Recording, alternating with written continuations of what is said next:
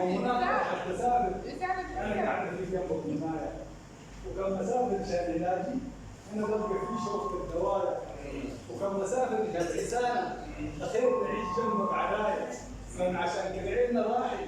نحن بيقعدك حفايا كان عشان تسكين زمزم نحن بيحلنا الدوائر وكم مسافه عشان تعرس شيل ابوك مال السكايا وخير الوافي لابوك حمده وراح مليان بالسعايه والفلوس الجيب دكن ولسه برضه جاي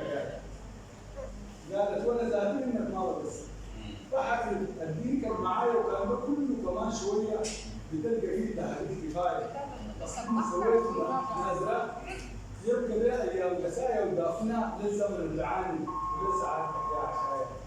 انت اللي في بيت صغير راسي ما بتحتاج وصايه ما حصل خيبت ظني ولا فشل فيك زي الرمايه لا تسيب امك تهاجم يمه محتاج الحمايه ولا تسيبني ولاك ترحل وانت يا بضيف ضرايا وانت فوق الحوم ومقنع وانت للمكشوف والدايره تلقى دايما قلبي في فرحين ولايا اكيد تسمع بس ولا ده تشوف ساعه تلقى قلبي بتبدا ضدته بضفايا وما بخاف من الليالي انت مع كاس عمايه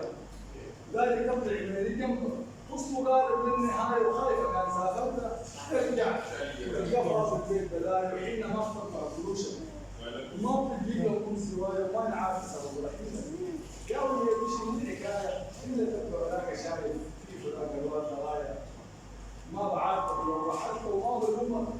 بلقى في الامثال عزايا على حد الدائم من قبل وقلت كله عليه هناك على حد الدائم من قبل وقلت عليه هناك